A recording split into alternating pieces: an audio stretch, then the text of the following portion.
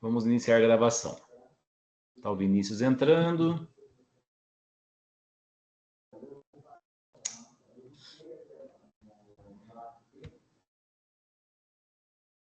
Que a ideia, Nildo, talvez seja a gente ou lançar um livro ou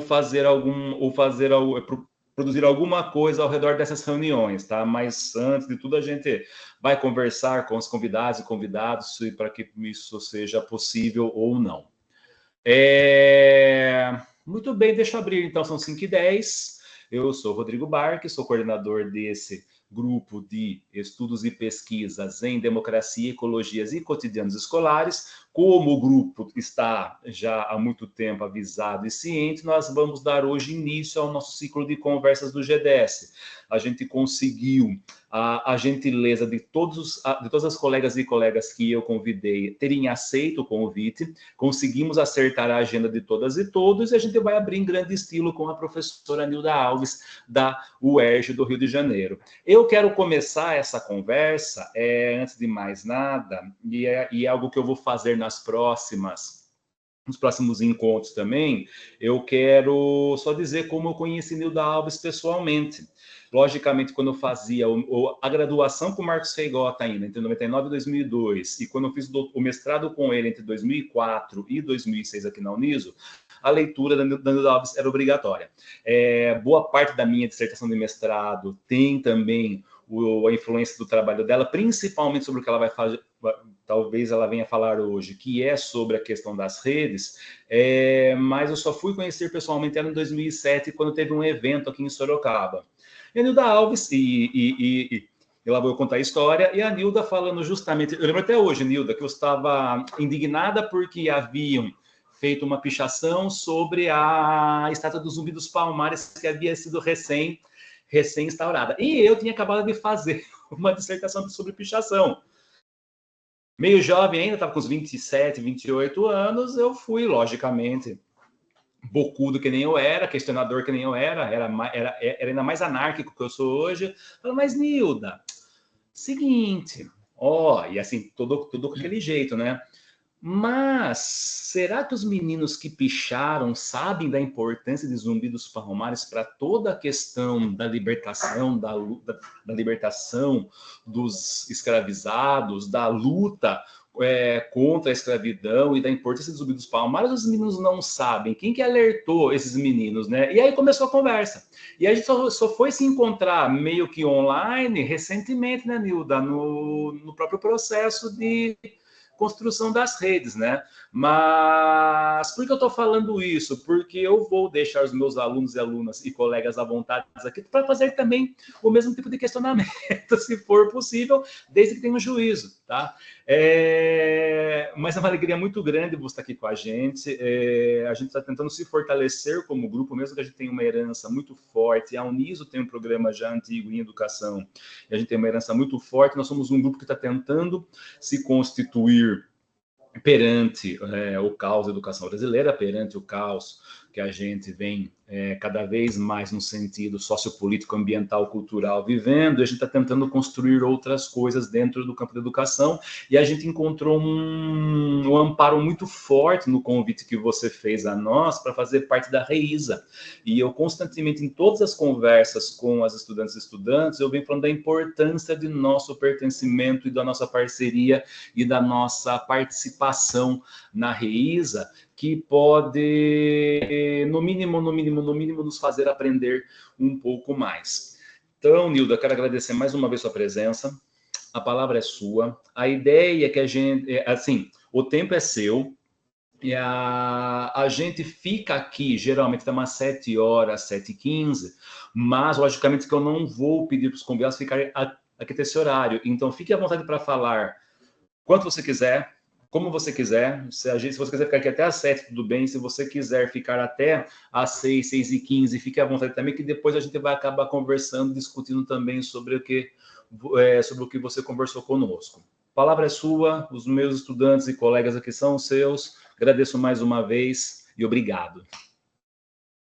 Rodrigo e estudantes, é um prazer estar aqui, né? Sempre tive um prazer enorme todas as vezes que eu fui a Sorocaba. A universidade tem um trabalho incrível, né? É importante a gente lembrar disso, importantíssimo localmente, importantíssimo também para nós que trabalhamos com as pesquisas, com os cotidianos, né? Então, eu queria fazer uma saudação do fundo do meu coração por esse convite, especialmente por ter sido a primeira a ser convidada, né?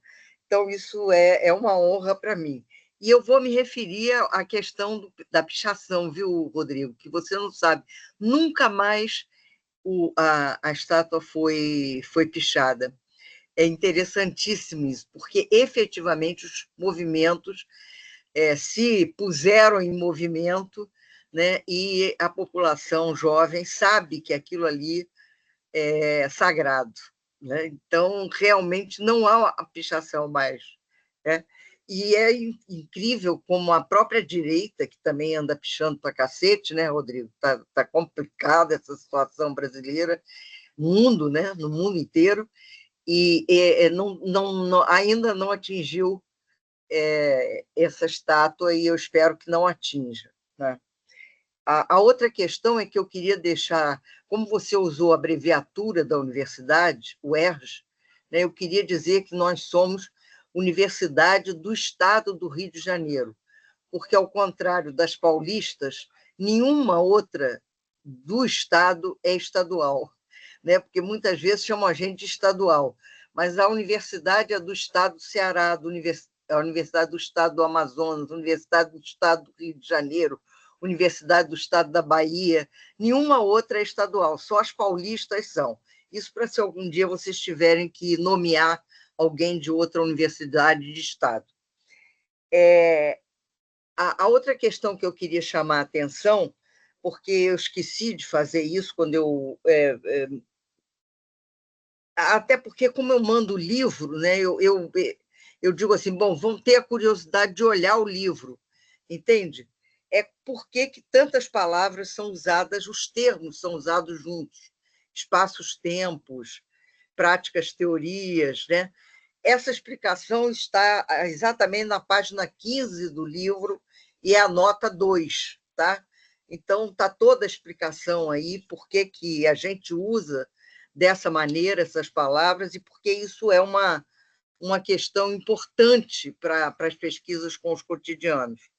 Está na página 15 e a nota 2. É porque a dicotomia, né, a ideia de que existem práticas, teorias, né, como coisas que funcionam juntas, mas que estão separadas, elas são base da formação científica moderna.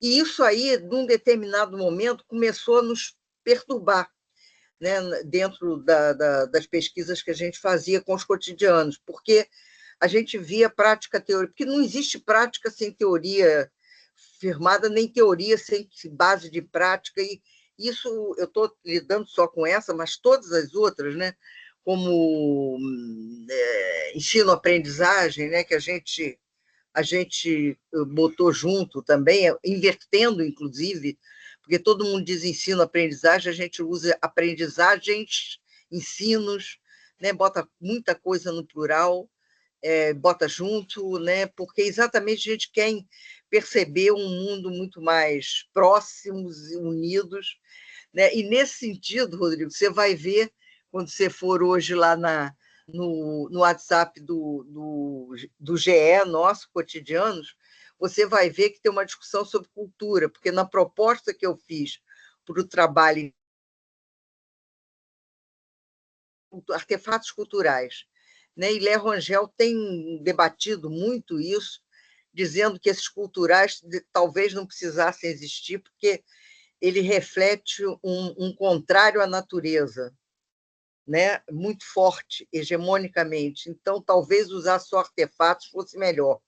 Então, tem toda uma questão que a gente vai percebendo como é que o uso de palavras ela funciona, né, na repetição do que é hegemônico, porque está marcado em nós, né? Então, é muito essa ideia que a gente quis trazer à baila e fazer uma discussão permanente, tanto que hoje as notas que a gente escreve, a gente diz, olha, para a gente se lembrar disso, Não é para dizer que o outro tem que trabalhar com essa questão marcadamente e positivamente, mas é para a gente, quando estiver escrevendo, a gente que trabalha com os cotidianos, se lembrar sempre disso, né? Que essa é uma marca que a gente traz do pensamento hegemônico da modernidade. Então, essa primeira explicação eu julgava necessária para a gente começar a trabalhar. Eu não quero falar muito, mas eu vou falar um pouquinho, mas eu queria conversar um pouco mais também, tá? E eu acho que é importante dizer, e isso se percebe lendo, porque eu reli o texto, né, para organizar a minha fala hoje, na própria escrita do texto, se refere. Foi um momento em que eu disse assim, gente, eu preciso pensar de forma mais orgânica de como se dá a formação de professores. Então, isso se referia inicialmente a pensar a formação de professores. Me foi necessário para fazer esse tipo de evolução dentro do trabalho que eu fazia, né?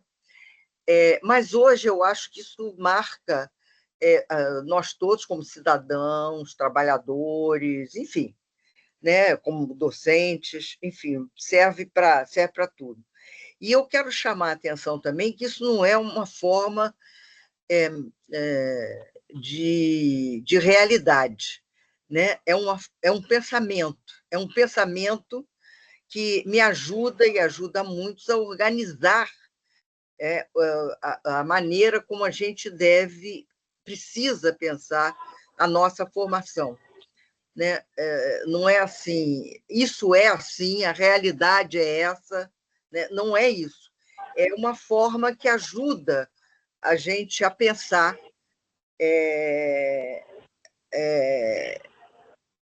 a formação cidadã, a formação do trabalhador, a formação docente. Porque o que eu entendi e percebi quando eu comecei a fazer esse trabalho, que eu, inclusive, digo, né, eu comecei a chamar de esferas, e Regina Leite Garcia disse, Nildo, esfera é um negócio assim, ó, fechado, sai dessa esfera. Né? Então, eu saí da esfera, aí eu fui para contexto, se eu não me engano, né? E parei em redes, porque naquele momento a palavra redes tinha uma força expressiva muito grande, né? E a gente estava trabalhando intensamente com essa questão. E Regina Leite Garcia, que talvez alguns já tenham ouvido falar, mas foi uma parceira muito importante, né, da produção das pesquisas com os cotidianos, Regina trabalhava com rizomas, que é a ideia mais de Deleuze. Eu não trabalhei porque 3 ou 4 vezes que eu apliquei a palavra, tinha sempre um que levantava, como é mesmo essa palavra que a senhora disse, que a nossa formação ela não é uma formação universal, né? Então as pessoas não sabiam, eu precisava explicar. E quando eu usava redes, eu não precisava explicar. Alguém tinha alguma ideia de alguma rede na cabeça. E, sobretudo, a questão da mistura, da junção, da existência de fios, de nós variados, múltiplos, isso saía imediatamente. E rizomas não dava essa proximidade tão grande que eu percebia com a ideia de redes quando eu falava lá no começo. E eu assumi redes e fui por aí, bom.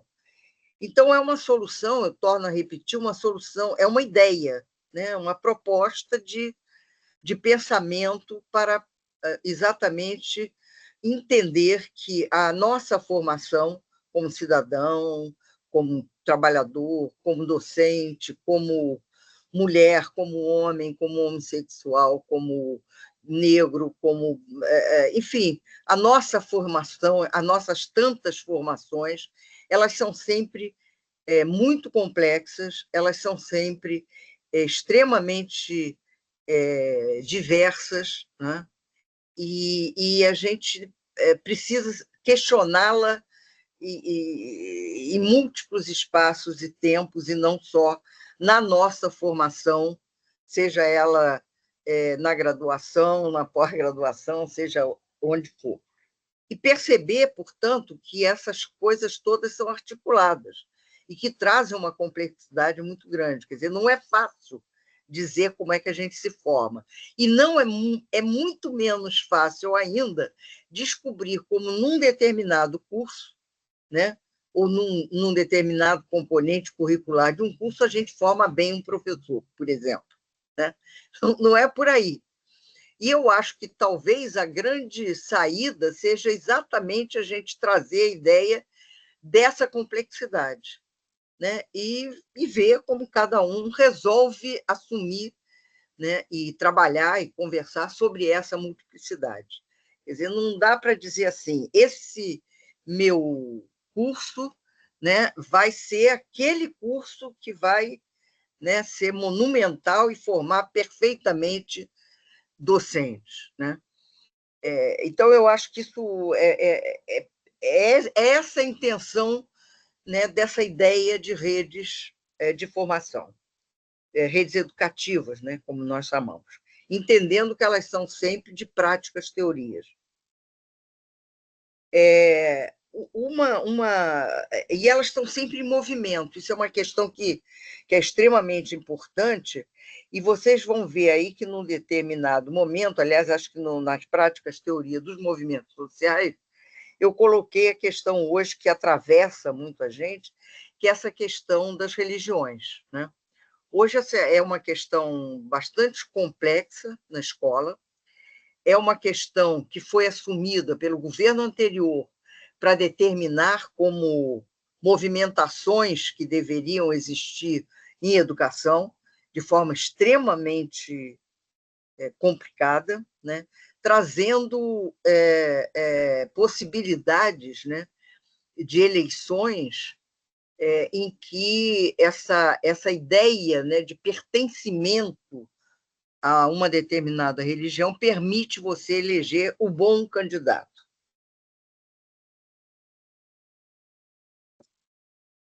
Como vocês veem, a gente sempre fica nervosa, né? Então, por isso que eu tenho que beber água. Falar não é fácil para um público que a gente sequer sabe exatamente o que está pensando. Viu, Rodrigo? Isso aos 82 anos de idade, aos... Quantos anos que eu estou fazendo hoje? 60. Agora, em março, eu faço 64 anos de formado. Né? 64, isso mesmo.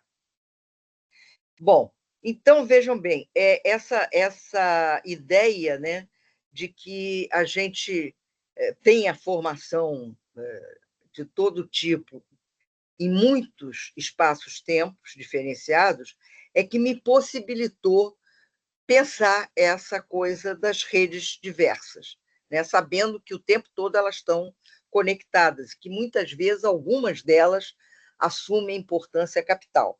Né? Obviamente que a primeira delas, que eu botei numa ordem do meu interesse, digamos assim, não há ordem nessas redes, né? Mas eu botei no meu interesse. Hoje esse interesse está invertido, viu? A última rede, que é aquela de vivência nas cidades, no campo, na beira das estradas, ela está tendo no meu grupo uma importância muito forte.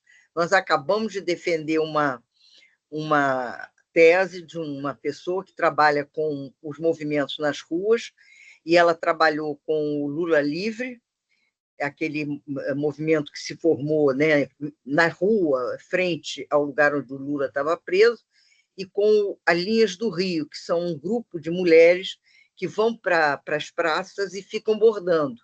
E já na época da pandemia tiveram uma importância enorme, porque elas bordaram, isso foi um movimento nacional, né?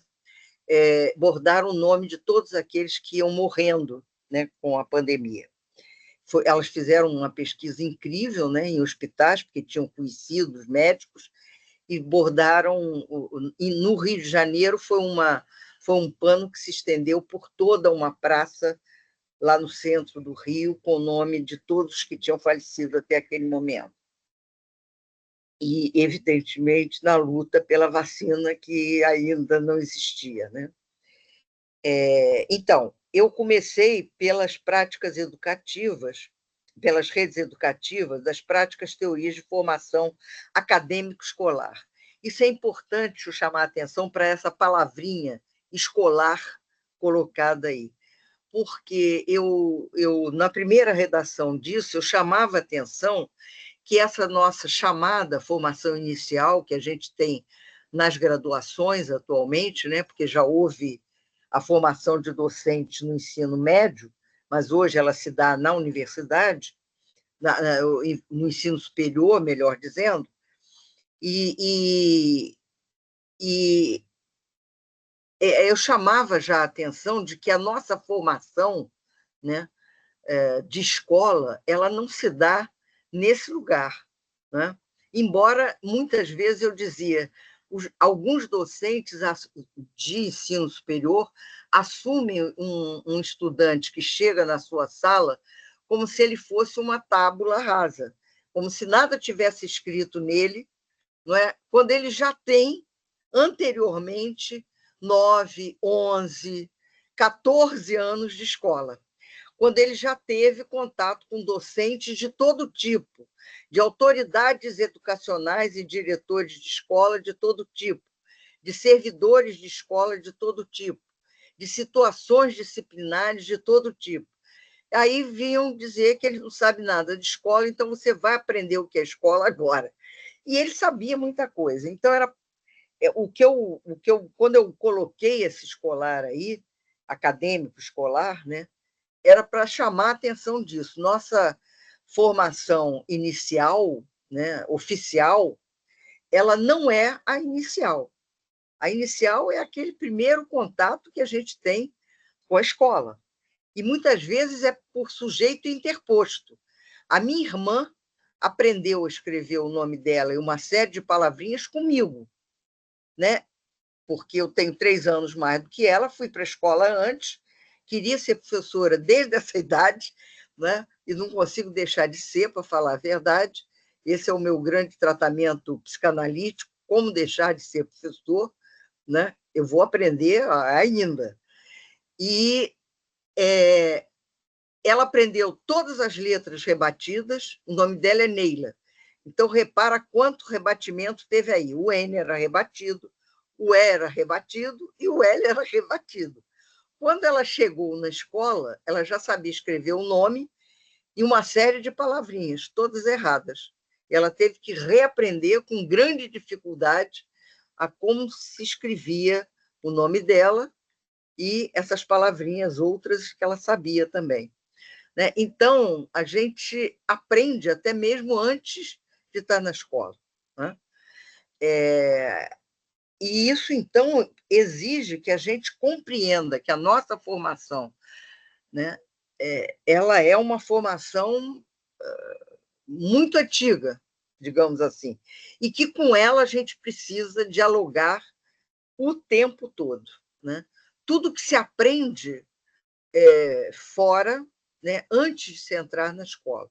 E depois a gente tem que dialogar com todo esse processo escolar que a gente teve, porque nesse momento a gente aprende, isso eu chamo muito a atenção, porque a formação acadêmica universitária ela é ainda muito isolada, ela é muito individualizada, ela é muito disciplinarizada, né? Você tem o professor da disciplina tal que faz a formação dele em você, né, com você, e o trabalho coletivo ele é também aprendido, né, como possibilidade dentro de uma escola anterior, né? Porque na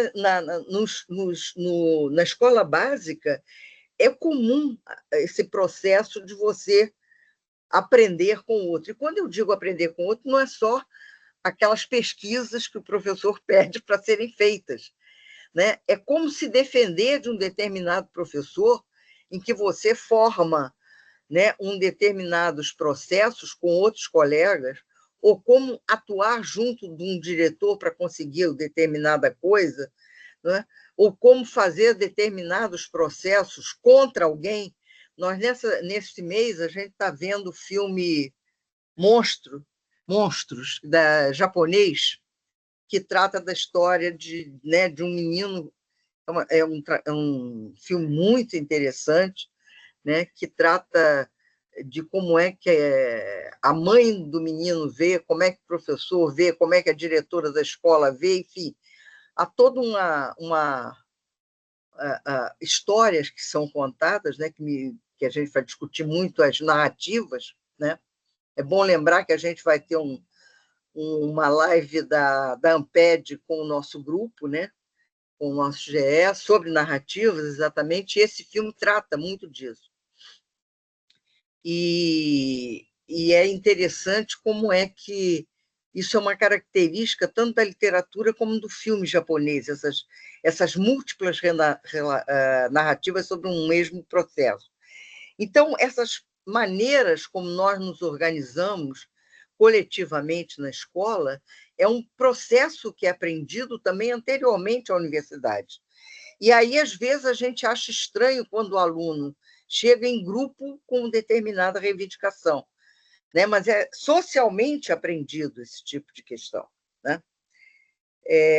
Passando adiante, para não gastar tanto tempo assim, nós vamos para as práticas teorias pedagógicas cotidianas. E é entendido, né, essas redes, elas são entendidas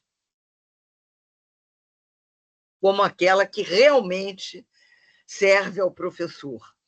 A quantidade de docentes, e aí até valia vocês pensarem em cada um de vocês mesmo, diz onde aprendeu a ser professor, como é que aparece essas práticas, teorias cotidianas como formadoras. E como muitas vezes se nega, por isso, a formação, essas tais formações iniciais que a gente tem, né? Você enfrentar um aluno num determinado tipo de acontecimento, né, ou em determinada situação, você diz, aqui eu aprendi como é que foi lidar com isso. Né? Por exemplo, quando faltava, logo que eu comecei a trabalhar como professora primária, né, professora da educação fundamental, que era professora primária na minha época, bem ainda campo, na cidade do Rio de Janeiro, e onde era um lugar de plantação de laranjas, né, na Vila Ieda, e nesse momento havia uma grande rivalidade entre o que era o governador do estado da Guanabara, que desapareceu e virou município do Rio de Janeiro, e o governador do Rio Grande do Sul, ou seja, Carlos Lacerda e Leonel Brizola. Eles se encaminhavam para ser candidatos à presidência da República, né? E possivelmente poderiam ter sido, não fora a ditadura militar empresarial de 64.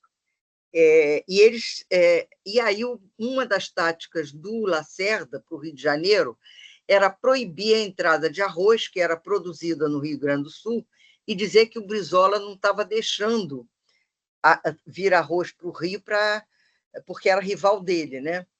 E aí a minha turma eu tinha uma turma que eram 4 turmas, né? Assim, primeiro, segundo, terceiro, quarta série, era uma confusão espetacular. E tinha umas meninas mais velhas. E as meninas, então, diziam, professora, nós hoje vamos comprar arroz. Era um município ao lado, colado com o estado da Guanabara. E a gente pode trazer uns quilos para a senhora quer?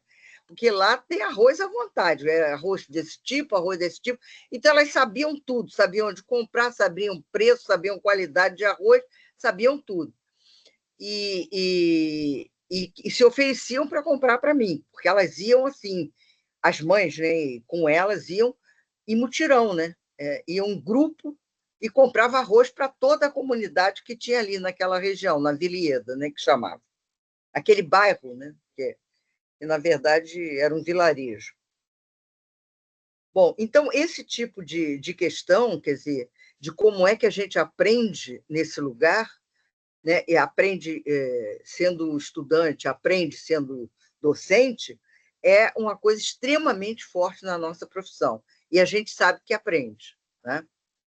Em seguida, a gente tem as redes de práticas teorias da criação e uso das artes. Como eu disse, eu coloquei as coisas no meu interesse, porque eu queria muito chamar a atenção disso. Porque uma das questões mais complicadas para nós é como é que fizeram desaparecer. Isso é uma coisa, para mim, assim, inacreditável. Nós tivemos todo o processo no início do século XX, até meados do século XX, mais do que meados, até a década de 60 do século XX, um entendimento de que educação, educar, era uma arte, além de ser uma ciência, etc. E isso desapareceu, né? Isso desapareceu, obviamente, por uma influência de corrente norte-americana que analisava a escola, o que permitia analisar a escola, numa tendência que era chamada de só serve o input e o output. Como é que se analisa essas fichas, essas avaliações nacionais que são feitas? Elas procuram saber o resultado, através de provas, daquilo que foi ensinado dentro da escola. Mas a escola mesmo não tem o menor interesse. Aquilo que se processa na escola, como a escola não tem o menor interesse. Então, só interessa o chamado output, aquilo que está fora, saiu fora, né? E aí eu acho que, nesse sentido, a gente ter recuperado a questão, primeiro, de que os cotidianos escolares são centrais, eles nos dizem muito, né, do que efetivamente é a escola e seus processos, né, de educação. Mais importante foi quando a gente decidiu formar o GE currículo na Amped, botar cotidianos, 2 pontos, dimensões éticas, estéticas, políticas, e agora será acrescentado os poéticas, que ficou faltando. Porque, naturalmente, na hora que a gente criou, né, o nome, a gente ficou na Santíssima Trindade, né, que é o dominante. Basta, a Santíssima Trindade basta. E a gente sabe que os poéticas têm que estar lá. Então, eu acho que essa força, né, que a gente percebe na escola, professores que levam, né, usam, fazem seus alunos produzir de forma mais diferentes possíveis, e eu não estou falando todos, né, muitos, em torno de artes, percebendo que da impossibilidade efetiva da ação pedagógica se dá sem a presença delas, né? Então, vocês vão reparar que ela é a menor no desenvolvimento do texto, no livro, mas que está ocupando o maior espaço agora nas preocupações nossas cotidianas. Em seguida, vem a prática das políticas de governo. E aí é importante dizer sobre a extrema quantidade, né, de maneiras como essas normas, né, aparecem para nós. Elas vêm como leis, como decretos-leis, como decreto, como resoluções, como indicações, como diretrizes, enfim, tem um nome enorme, né? Tem nomes enormes para mostrar isso, e a gente tem se confrontado com elas, e eu tenho todo um trabalho em que eu mostro que as nossas ações e a nossa formação ela se dá sempre através de resistências a políticas contrárias às nossas necessidades e a criação de uma agenda própria e que permita a gente trabalhar, né? Trabalhar com mais desafio. Essa situação hoje está muito precária para nós.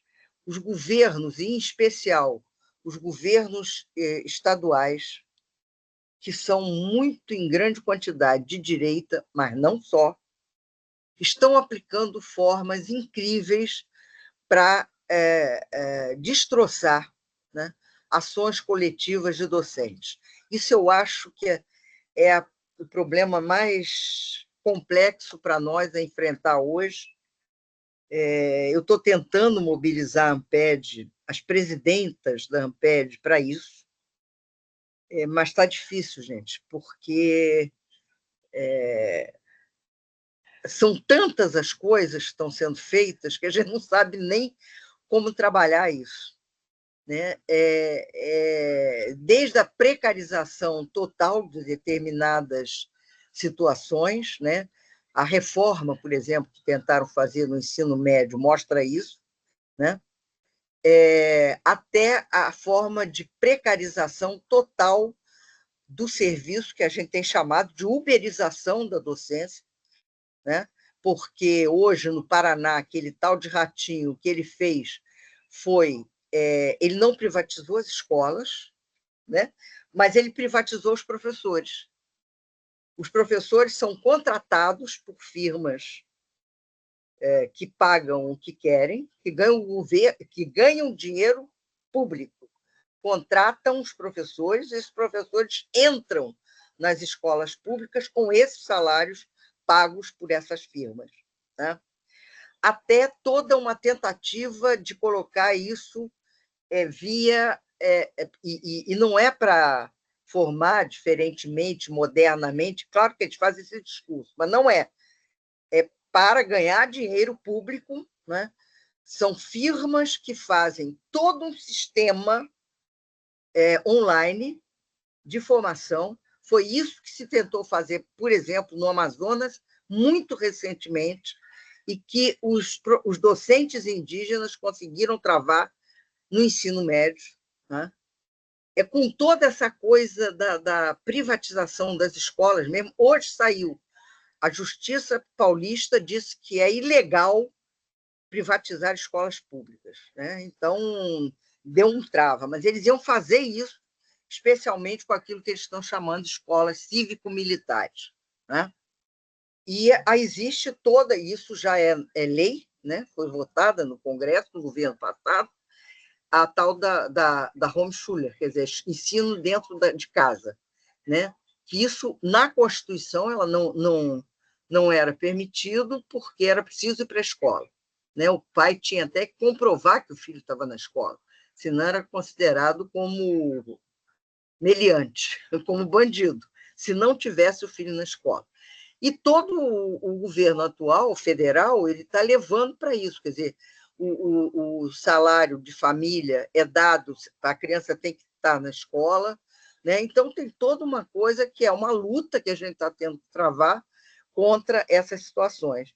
Então, essas políticas de governo hoje são momento, na minha opinião, de angústia de todos nós, e vai ter muita luta com relação a esse tipo de coisa. Eu não vou falar, para não gastar mais tempo, no papel das fundações nisso, né? Como é que governos estaduais e governos municipais, especialmente, estão trabalhando com fundações, ou seja, passando rios de dinheiro para as fundações, né? Para fazer coisas para eles. Então, num processo que a gente tem chamado de apostilagem da educação. Então, eles fazem umas apostilas, são piores que os livros didáticos, e botam nas escolas para controlar o trabalho dos professores. E a outra coisa que eu acho que é bom lembrar, também a resistência a isso está existindo. No encontro que foi feito pelo Fórum Nacional de Educação, né, no ano passado, aliás, a Amped vai começar agora, viu, Rodrigo? Precisa passar para o pessoal, lives sobre o Plano Nacional de Educação, que é o que a gente está discutindo agora. O único momento em que o Lula esteve foi o momento em que ele foi recebido com o grito, né, Leman fora, porque o Ministério da Educação tinha botado na mão do Leman uma grande quantidade de dinheiro para fazer trabalho online para nós, né? E isso aí travou esse processo, né? Durante mais de 5 minutos, o grito ouvido, com a presença do ministro da Educação, obviamente, que tinha cometido esse crime, e ele fingiu que não era com ele, mas a verdade é que foi gritos durante 5 minutos, e foi o único momento em que o Lula estava presente, quer dizer, ele ouviu. Então, essa coisa dessa política está muito difícil, é lugar de dinheiro, né? E a gente vai ter que lutar muito. Então, existe, em contrapartida, as práticas teorias coletivas dos movimentos sociais, que é aquilo que vem trazendo, né, movimento grande. Mas dentro desse lugar aí eu coloquei também esses movimentos religiosos, e isso eu queria falar de como é que a gente, quando vai escrever algo, fica num dilema. Esse lugar aí foi o lugar que mais me deu trabalho para escrever esse texto. Por quê? Porque a tendência que eu tinha era de botar isso como um outro lugar, de botar as práticas, teorias de religiões. Mas eu disse, eu não posso botar porque eles funcionam hoje como movimentos, né? Que atinge profundamente, naquele momento que estava sendo escrito isso. Isso foi publicado em 19 e foi escrito entre 2015 e 2016, impeachment de Dilma, e 19, já governo Bolsonaro. Então, eu realmente disse, não posso dar essa relevância a isto. Eu tenho que mostrar que isso é um movimento, né? E respeitar como movimento, e, portanto, dizer que é um movimento, mas botar no lugar certo. Para terminar, gente, as pesquisas em educação, que a gente tem a tendência, como todos nós formamos, né, docentes, aí, a gente é também do lugar das práticas, teorias de formação acadêmico escolar. Em seguida, tem a produção e uso de mídias, que isso aí é uma coisa que exige muito trabalho para a gente discutir, precisa discutir, porque se ele tem lugares facilitadores como esse que nós estamos vivendo agora, né, e que nós fomos aprendendo na pandemia, não teve outro jeito na pandemia senão recorrer a isso, e a gente foi descobrindo como lidar com isso. Uma das coisas que eu acho notável na minha formação foi isso. Para mim, dar aula presencial ou aula por aqui é exatamente a mesma coisa. Eu sei quem leu, quem não leu, eu sei quem está participando, quem não está participando. É incrível, mesmo com essas janelinhas pretas que eu tenho no Zoom, né, que é o trabalho com o Zoom. É uma coisa incrível como é que a gente funciona com isso de forma perfeita, né? A gente aprendeu a fazer isso. E mostrando que a gente pode aprender até quando já está bem mais velhinho. Mas tem também uma grande questão hoje, né, para nós, aliás, duas grandes questões que estão aparecendo para as escolas, que é a questão do uso ou não do celular.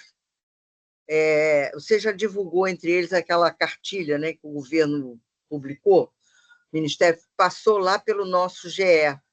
Eu vou te mandar também.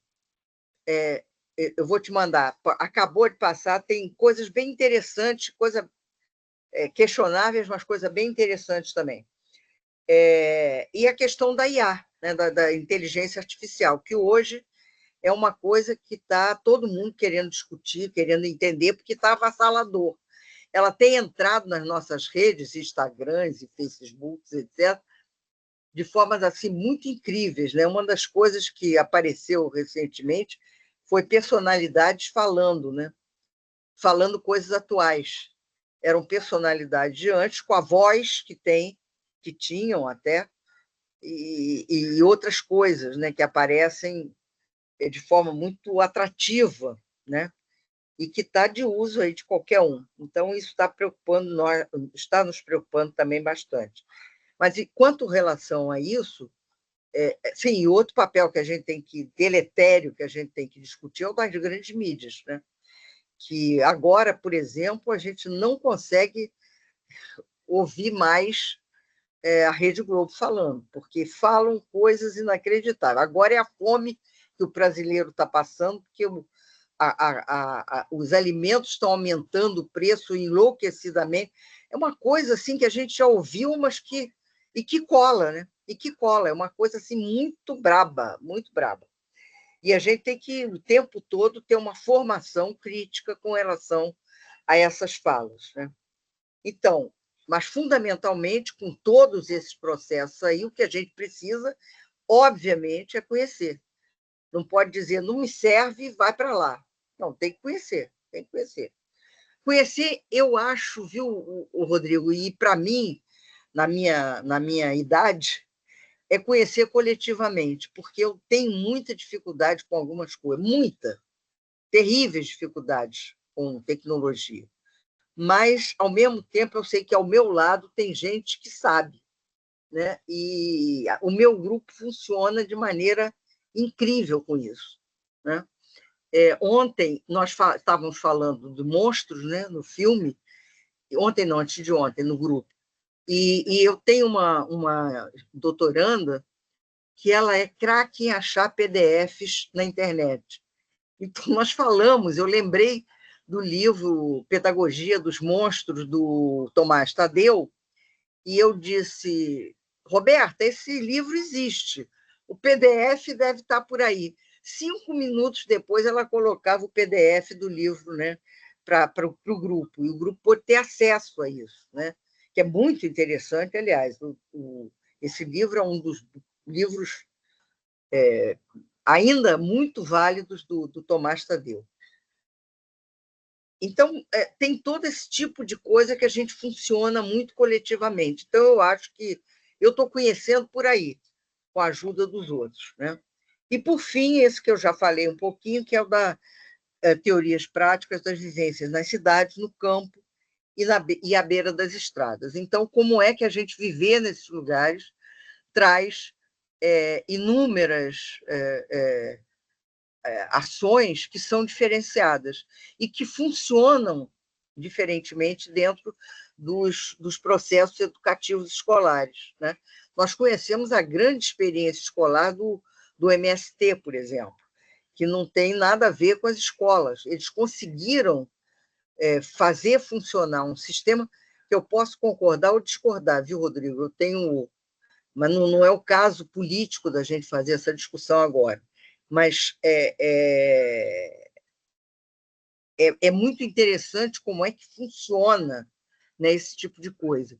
E que o conhecimento, né, dessa rede tão diversificada, ela permite uma luta, por exemplo, contra, né, a Base Comum Nacional Curricular, muito poderosa, porque ela vai dizer, olha, nós já temos escolas que são muito diferentes, portanto, não tem sentido uma Base Comum Nacional Curricular.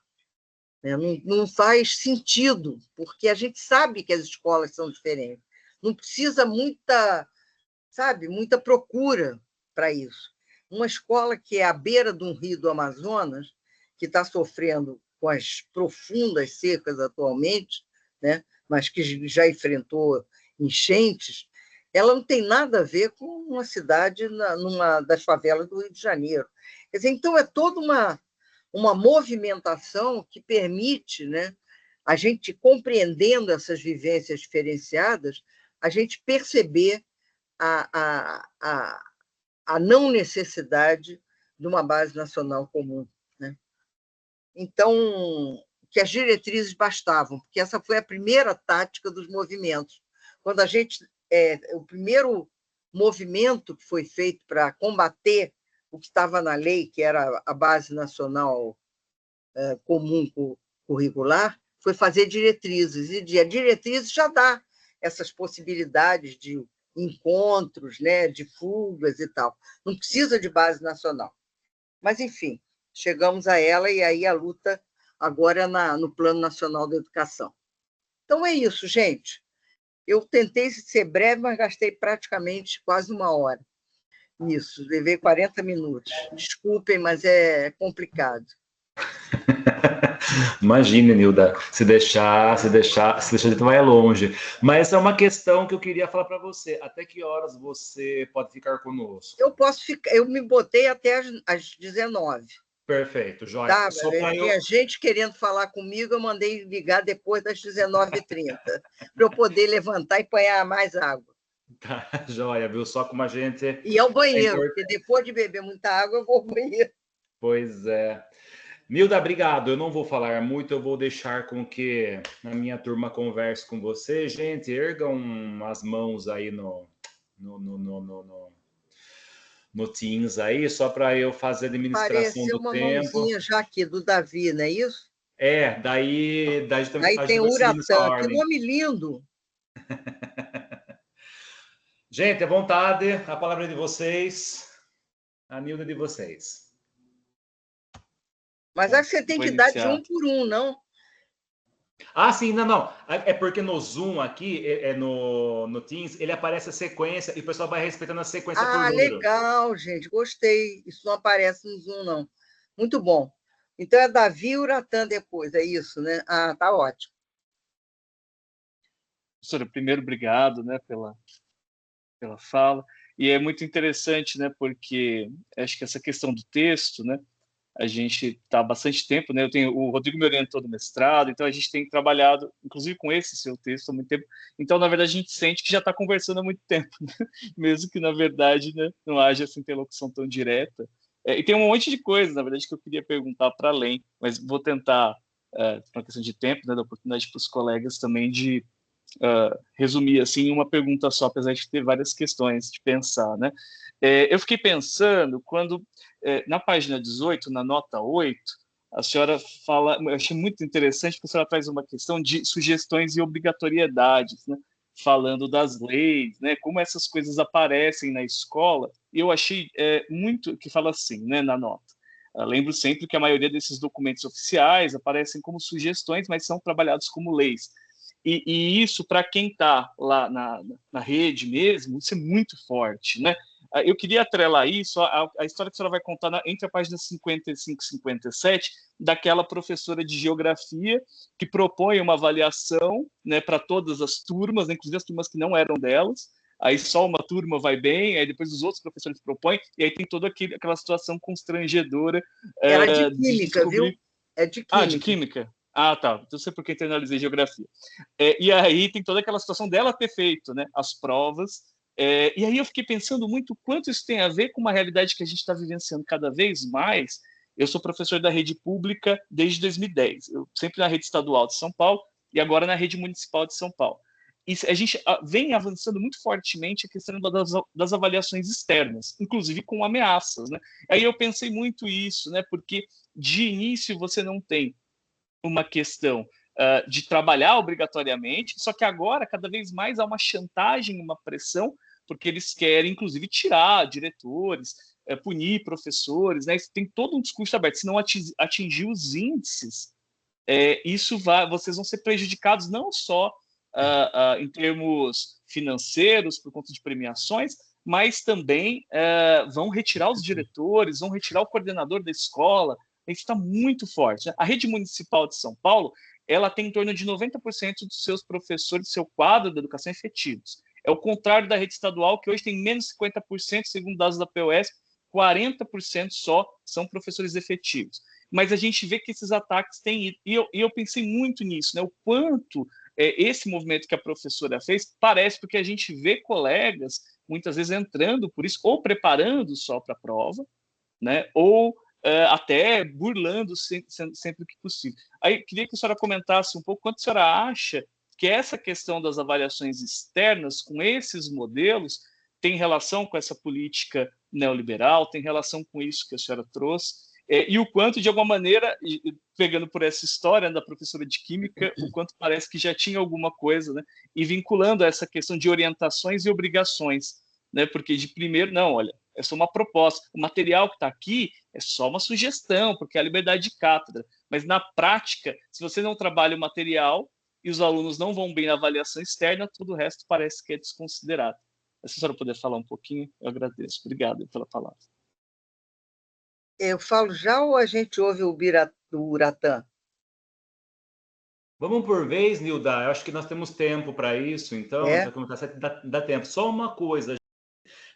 Antes de vocês fazerem o comentário ou a questão, que o Davi todo mundo conhece aqui já, ou nem todo mundo, se apresenta rapidinho o que vocês estão fazendo na Uniso ou no grupo e qual que é o trabalho e qual que é o pertencimento de vocês, enfim, o que vocês quiserem falar rapidamente, tá? Para todo mundo também, que como a gente está começando os trabalhos nesse semestre, e algumas pessoas já se conhecem, não se conhecem, só para a gente também se apresentando melhor, tá? Obrigado, viu? Então, Davi, quer se apresentar? Oi. Claro, claro. Então, eu sou o Davi, eu sou orientado pelo professor Rodrigo no doutorado da Unisp, e a minha questão de trabalho tem sido sempre nas questões com os cotidianos escolares, e o nosso conceito principal é obediência, desobediência, pensando, não juntamos ainda, mas já pensamos isso como possibilidade, inclusive. Esse é o meu trabalho, eu sou professor, né, da rede pública há 15 anos. Bem, então, fazendo isso, é o seguinte, uma das coisas que eu tenho... quando eu faço, em geral, uma aparição pública, não foi o caso aqui, porque a gente estava mais no grupo, né? Eu peço licença para lembrar que nós formamos o grupo profissional maior do país existente hoje, e que nós temos um grande perigo para quem governa.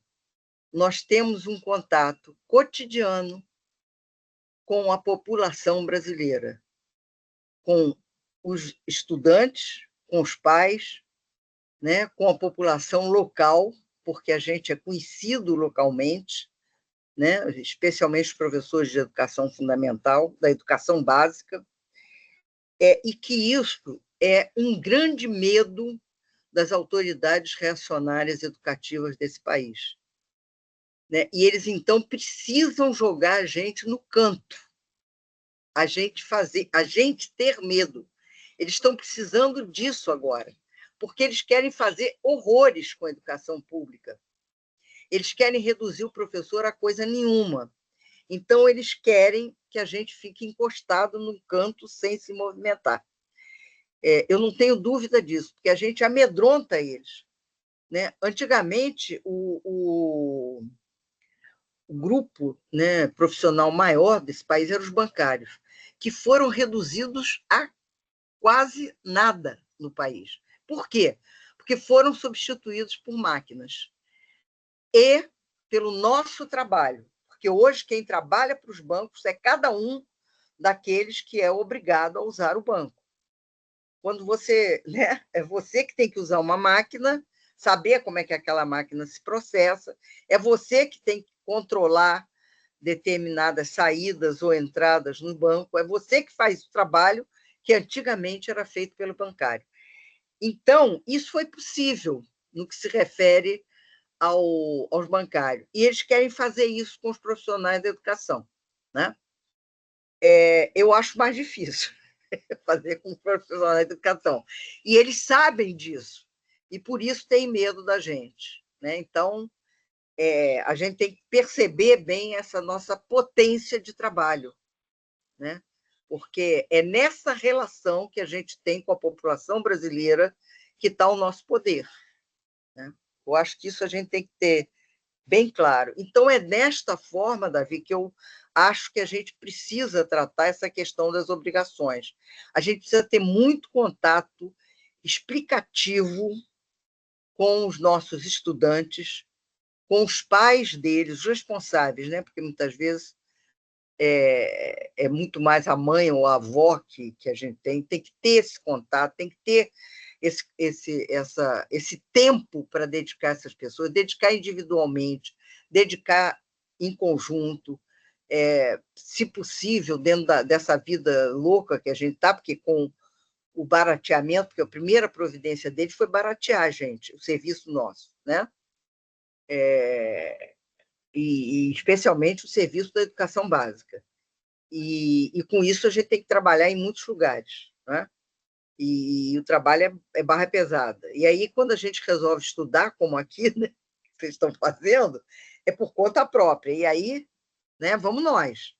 Né? Então, essa questão é difícil, mas eu acho que hoje a nossa força, a potência do nosso trabalho é que a gente tem uma relação cotidiana e precisa ser forte com a população brasileira. tá? Era a forma que eu responderia a você. É Uratã agora, Obrigado, né? professor.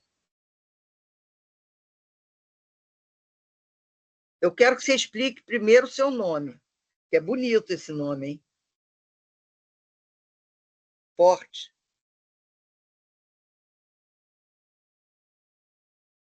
Tá sem som, Uratã? Não ainda.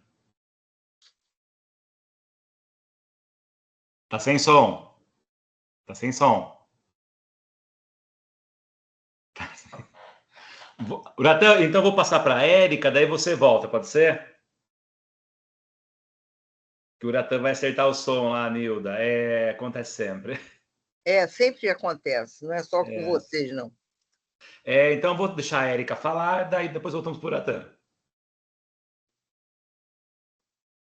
Boa noite. Estão me escutando? Então, tá bom. Eu sou a Érica, sou hoje, né? Até o ano passado era mestranda em educação, esse ano sou doutoranda. Tive a oportunidade de ver a Nilda o ano passado no CIPA e também na Amped, né?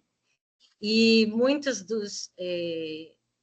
das leituras que eu fiz, né, durante o mestrado, eu pude embasar o meu trabalho, né, na dissertação. E falando, eu também fiquei nessa questão da avaliação, né, lendo, né, da professora de Química, e também lembrei da questão das avaliações externas. Assim, só para endossar uma situação, aqui em Sorocaba teve a avaliação agora que foi o Saresp, né? E o Saeb. E aí essa avaliação para a escola estadual, ela vem contando como pontuação para o ingresso direto para as universidades e faculdades públicas do estado de São Paulo. E aí os estudantes com deficiência foram impedidos de realizar essas avaliações. Por conta estou falando já dentro da minha pesquisa, né? E isso, claro, causou assim, uma indigestão mesmo entre família e escola. E ocorre que, né, na escola onde minha filha estudante está, e que foi impedida de fazer, foi a escola que teve maior pontuação e o maior número de estudantes aprovados na USP, na Unesp, na FATEC e nos institutos federais, né? E aí, né, nós falamos dos cotidianos, né? Só que é uma discussão que ainda ela é restrita, né? A gente percebe muito mais nos cursos de pós-graduação no país, mas não dentro dos espaços da escola, né? E aí, assim, considerando, né, essa concepção de espaços-tempos, né, práticas teóricas nessa formação docente, como que a gente pode construir processos formativos que valorizem essas experiências cotidianas dos professores e superem essas fragmentações disciplinares impostas pelos currículos tradicionais, né? E de que forma a formação inicial e continuada pode incorporar as aprendizagens, né, que ocorrem aí no chão da escola, né, nas interações entre os praticantes pensantes e nas dinâmicas institucionais, né, garantindo uma formação mais contextualizada e significante. Porque uma coisa é nós estarmos aqui entre nós fazendo essa discussão, mas porque tudo bem que pode chegar por nós também, mas como ampliar isso, fazendo com que esses professores se empoderem mais disso, para que nós possamos lutar, principalmente nessa questão do currículo, quando, né, na Amazônia a gente está de um jeito, no estado de São Paulo, né, e querer impor isso dentro, né, do Plano Nacional e de tantos outros documentos. Érica, o momento é um momento muito difícil, né? A gente sabe disso. Agora, eu acho que um dos problemas que a gente tem feito uma discussão muito forte é contra essas avaliações, né, externas, nacionais e locais, porque os estados estão, especialmente os estados, né, estão desenvolvendo isso. obviamente que nesse tipo de pensamento, ao qual eu já me referi, né, que há uma direita, uma extrema-direita no governos, né, que está muito difícil, porque eles querem uma outra escola que não é a escola brasileira que a gente conhece, né? Eu acho que uma tática que talvez a gente pudesse começar a pensar, mas isso eu tô assim, isso é uma coisa muito recente, né, na minha cabeça. Mas eu acho que a partir dessa prática que eles estão desenvolvendo, a gente desenvolveu uma espécie de avaliação interna à escola. Porque a gente tem se afastado, porque como elas vêm com muita violência, tanto a nacional, né, a avaliação externa, por essas provas nacionais, como essas que estão sendo colocadas dentro dos estados, a gente tem feito muito crítica das avaliações, né? Mas a gente não tem pensado como é que se pode fazer outro tipo de avaliação. E eu acho que esse é um processo que poderia avaliação coletiva, entende? Dentro das escolas. Eu acho que a gente tem que começar a pensar isso. Como é que essa ideia me veio? Nós estamos dentro de um processo que é uma luta para que a produção artístico-cultural da área seja considerada válida dentro da avaliação da pós-graduação, né? É um processo que a gente vem trazendo desde 21 e que foi oficializado dentro da Amped por uma comissão que ela criou em 22. E isso fez com que dentro... Eu estou só te mostrando como é que é a coisa, né? O processo, como é que foi, para a gente poder pensar outra coisa para a escola. Aí, assim, veio isso, a gente conseguiu, nas discussões com a comissão de avaliação da CAPES, que na avaliação desse quadriênio que está começando esse ano, 25, 28, coubesse essa expressão dentro da produção da pós-graduação, produtos artísticos culturais. Então, está lá, né? Agora, isto precisa ser desenvolvido, como é que isso vai ser avaliado? Porque ninguém sabe ainda. Então, a gente tem que produzir isso dentro dos programas. E produção interna nos programas. Tem que ter, para que a gente produza como é que se pode avaliar isso. Entende? E não deixe na mão de quem toma a decisão última a decisão. Aí eu pensei assim, gente, mas isso tem que acontecer nas escolas. A escola tem que produzir a sua avaliação coletiva antes que essa externa venha. Entende? Claro que agora é posterior a uma já realizada, óbvio, mas ela virá antes da próxima, que vai acontecer. Entendeu? Então, eu estou achando que a gente tem que começar processos internos nas escolas de dizer, e nós? Como é que nós faríamos, entre nós, a avaliação daquilo que a gente faz? E que os nossos alunos, né, trabalham. Eu acho que a gente tem que ir por aí, entendeu? E aí, dentro da escola, não dá para excluir ninguém, nem docentes, nem qualquer tipo de estudante, porque a gente vai ter que incorporar todos. Por isso que eu digo que tem que ser uma avaliação coletiva. Como é que a gente pula fora daquela avaliação de turma ou de disciplina para algum processo de avaliação coletiva? Enfim, seria a forma como eu te responderia isso. Tá? Teu menino aí atrás.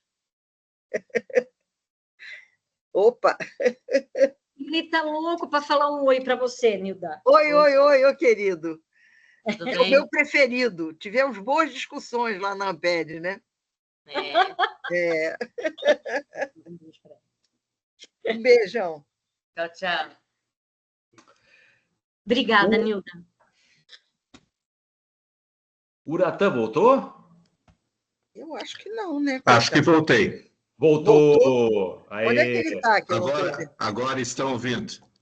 Ele deve estar. Ah, tá aí. Vamos lá. Bom, professora Nilda, muito obrigado pela participação e pela possibilidade de que a gente tem de trocar experiências, de ouvir, de conhecer bastante do seu trabalho, da sua pesquisa e usufruir um pouco disso. O meu nome é Uratã, é um nome indígena, mas eu não tenho ascendência indígena. A minha mãe, que gostava, né, de saber, de conhecer das comunidades indígenas, ela colocou nome de índio em todo mundo, do mais velho ao mais novo, que sou eu. E aí virou uma tribo em casa. Todo mundo lá é Uratã, que é o meu nome, aí tem o Tiaçu, tem a Arari, tem o Croaci, é todo mundo Que delícia. bem diferente mesmo, né? Incomum, de fato.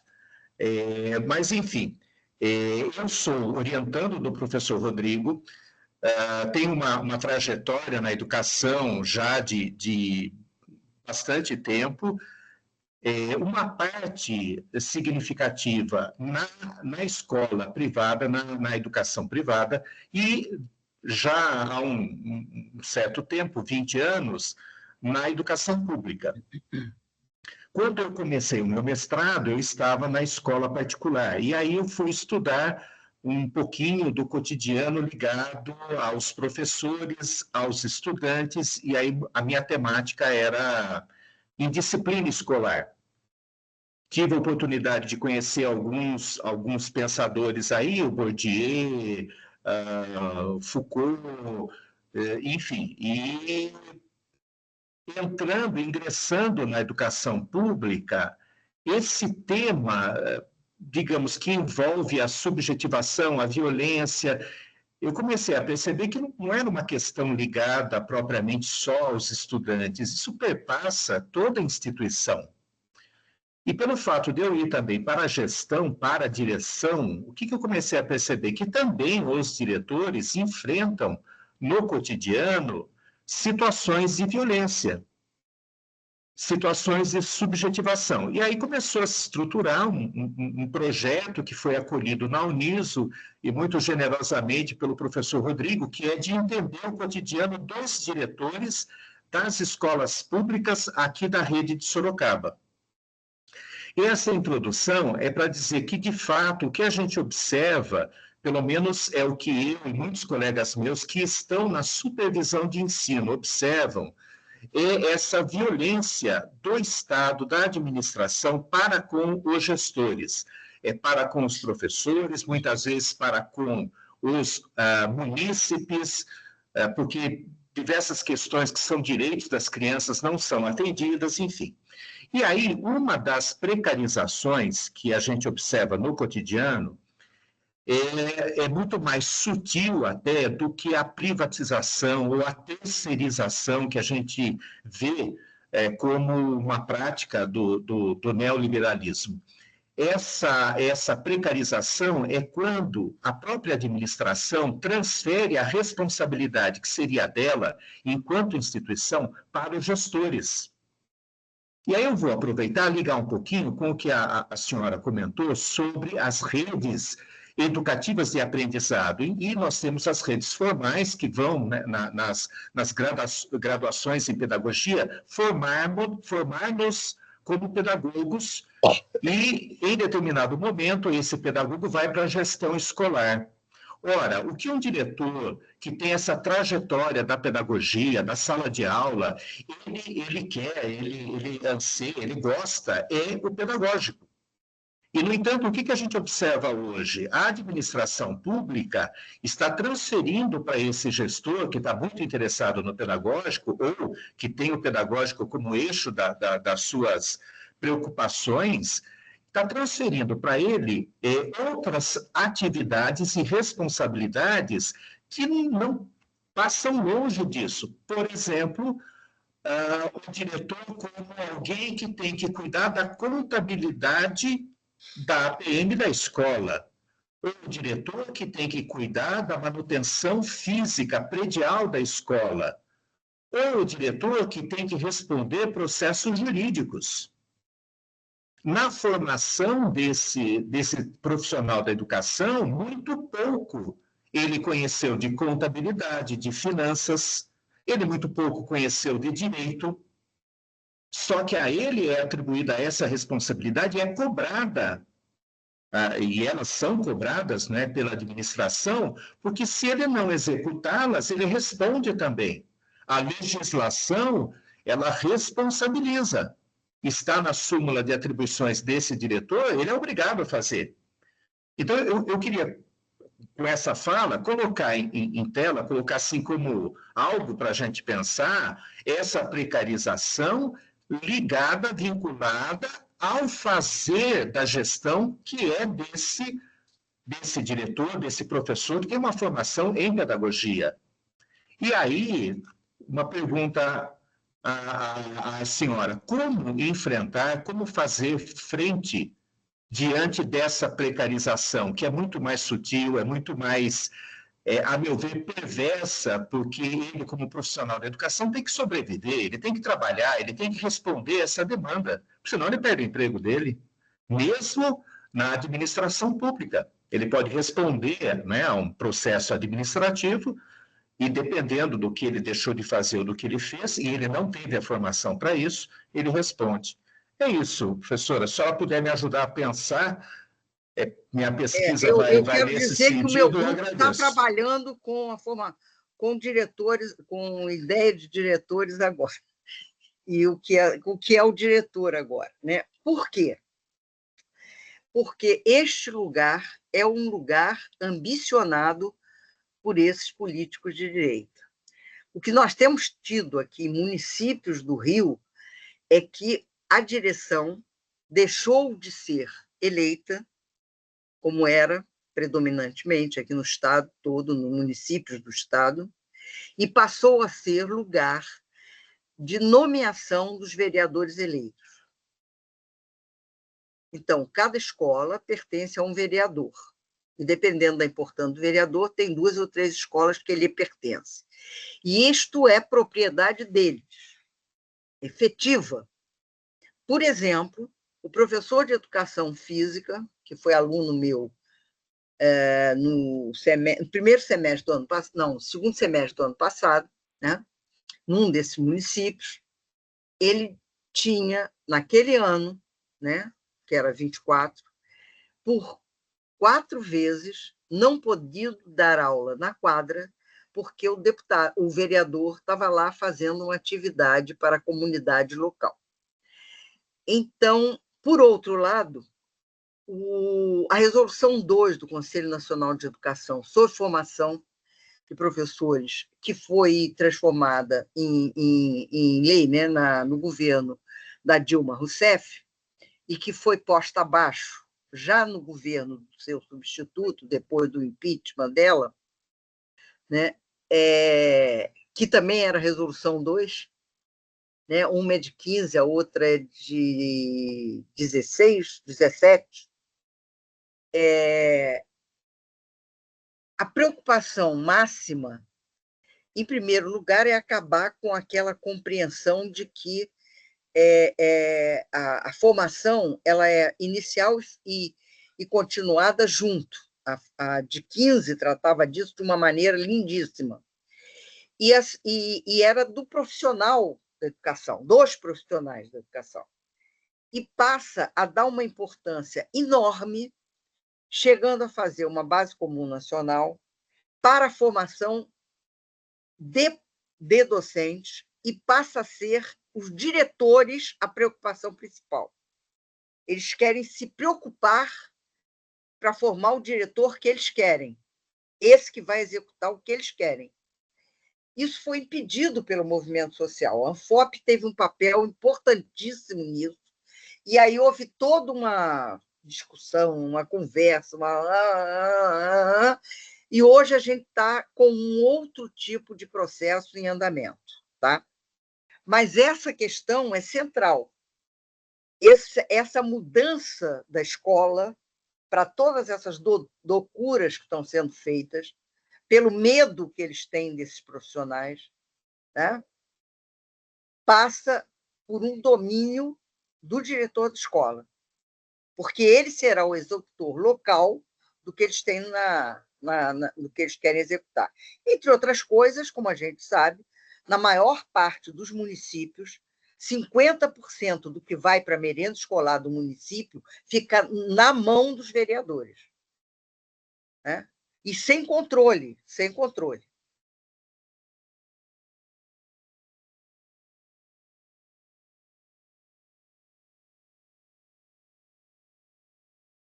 Tá? Ou como diz uma aluna minha, não é fake news, hein? Não é fake news, é verdade. Bom, vejam bem, então essa questão do controle, ela é central. E, claro, para os atuais diretores, o que eles fazem? Vão entupir a cabeça e a vida desses diretores de outras funções, que não a função que eles sabem que tem que exercer. Porque nós sabemos o que cabe a um diretor. E aí, como é que nós estamos fazendo isso dentro do grupo? Nós estamos passando a escrever trabalhos e artigos, nos preocupando, veja bem, pegando do Nego Bispo a ideia de confluência que ele usa para dizer que o papel central do diretor é gerir confluências, é organizar a relação professor-aluno, professor-comunidade, professores, né, entre eles. E a gente está buscando escrever isso e transformar isso em coisa conhecida de muitos, para que isso se transforme numa luta de muitos. Porque nós temos que escrever sobre isso, Uratã. Nós temos que mostrar como é que essa imposição está sendo feita, e eu acho que você está nessa, e a gente tem que dizer que a outra posição, já formulada, já pensada e já executada, porque eles estão também executando essa outra parte, de confluência de ações, entendeu? Eu vou mandar, tá, o que a gente já tem escrito, a gente tem apresentado mais em... Nós estamos com o artigo quase pronto, que vai para publicação em abril, sendo publicado 2 meses depois, provavelmente. Mas, por agora, o que a gente tem são textos, resumos de congressos que a gente tem ido. Eu vou mandar para o Rodrigo, aí ele te entrega, né, desenvolvendo essa ideia de confluências. Tá? Eu acho que é por aí que a gente pode ir nessa história. Tá? Obrigado, professora. Obrigada a você. Obrigado. A Rogéria tinha... Nilda, só lembrar que o Uratã, ele faltou algumas coisas. Ele é advogado formado, engenheiro formado, filósofo formado, historiador formado, é supervisor de ensino de Sorocaba. O que mais, Uratã? Esqueci algo? Gente, me dá um intervalo de 1 minuto para apanhar mais água. Tudo bem. Então, temos a Rogéria, temos a Michele e a Sônia. Tá? Eu vou, por enquanto, encerrar as inscrições da conversa. Tudo bem que não se encerra a inscrição da conversa, mas senão a gente pode estender demais o tempo da Nilda aí. Tudo bem por enquanto? Tá valendo a conversa, o rolê? Tá, joia. A ideia é essa mesma. Gente, anotem tudo. Tudo o que for falado aqui, vocês podem utilizar, inclusive, na dissertação e tese de vocês. Tá sendo gravado. Eu vou deixar disponível essa gravação. E... Tá, joia, Vinícius, obrigado. Vou deixar disponível para vocês a gravação, daí vocês podem utilizar tranquilamente como referência. Joia, eu acho que para todo mundo aqui... Estou pensando na fala dela em alguns trabalhos, vai cair em cheio, tá? Para Michele... joia. Tava dizendo, Nilda, para a turma que tudo que for falado aqui pode ser utilizado nos trabalhos, nas dissertações e teses à vontade. Temos Rogéria, temos Michele e temos Sônia inscritas. Vou deixar... Daí a gente continua a dinâmica aí. Rogéria, Rogéria se apresenta. Então, vamos lá. Boa noite, professora. Primeiro, obrigada pela honra de ouvi-la. É um privilégio delicioso. Falo que é um momento de esperançar, né? Acalenta a alma da gente. Eu sou Rogéria, sou doutoranda, sou supervisora de ensino, mãe, avó e servidora pública. né? E tem uma fala que a senhora disse agora, que a potência do nosso trabalho é essa relação cotidiana com a população brasileira. População que somos nós, né? E acho que em especial na qualidade de servidores públicos. Eu levantei a mãozinha na hora que a Érica falou das avaliações, e aí, enquanto supervisora, é uma situação que a gente vive muito na contrariedade ali e na angústia de significar essas experiências. E aí, assim, acho que há uma série que é uma rede mesmo, né? É a avaliação, é a formação docente. Quanto à fala dos diretores, meu pai tinha uma fala muito boa. Que Gente, um minutinho só, que estão me ligando aqui, é minha neta, e eu vou dizer para ela que eu não posso falar, tá? Um minuto. Neta é tudo de bom. Alô? Tudo bem, eu estou ainda falando aqui com o pessoal. Você me liga depois. Tá, um beijo. Um beijo, tchau. Não, já era filha. Não. Neta é melhor. Se tem experiência melhor que ser avó, não vivia ainda. E aí, acho que é bem essa relação da rede mesmo, né? Porque é uma rede. Avaliação externa, formação docente, e encontrar brechas nesse sistema de aceitar a avaliação externa que vem de cima para baixo e encontrar condições de significar essas avaliações dentro da escola pública, né? E aí, olhando, acho que é o texto, acho que número 3 do livro da senhora, que fala sobre a democratização e a religião. E o quanto a religião, em nível nacional, em especial em Sorocaba, tem sido usada como instrumento de controle e dificuldade, né, de reflexão. E aí volto lá na reflexão. Meu pai dizia que quando se labuta muito para garantir o pão, falta tempo para reflexão, que é o que tem acontecido, em especial com os docentes, né, que atuam na educação da escola pública. Estar lá é resistir, né? E algumas unidades do setor que eu atuo, eles têm colocado a avaliação externa como o produto, o resultado, e feito uma avaliação interna na perspectiva de avaliar o processo. E aí acho que eu corroboro com o que diz o Uratã quando fala o quanto o poder público hoje se ausenta da responsabilidade de suprir a necessidade tanto física, material, estrutural, formativa desses docentes. O diretor que está lá é um docente, né? A gente todo mundo que está lá é docente. Então, quando a gente vê uma equipe gestora com uma formação mais ampliada, a intervenção também no espaço e a possibilidade de reflexão também aumentam, né? Eu acho que, enquanto supervisora de ensino, como fomentar, né, essas possibilidades de espaços, tempos coletivos, formativos, apesar das dificuldades impostas pelo governo.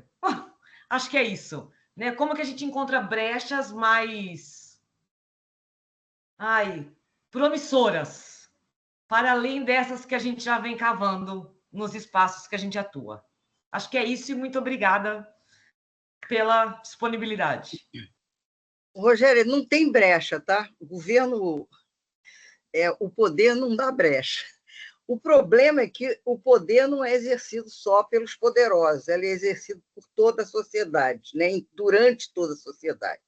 E no governo passado teve sucesso, né? Você dizer pertencer a uma determinada igreja e ser eleito porque o pastor mandava votar naquele candidato. Nesse sentido, eu acho que a gente tem que entender como isso aconteceu.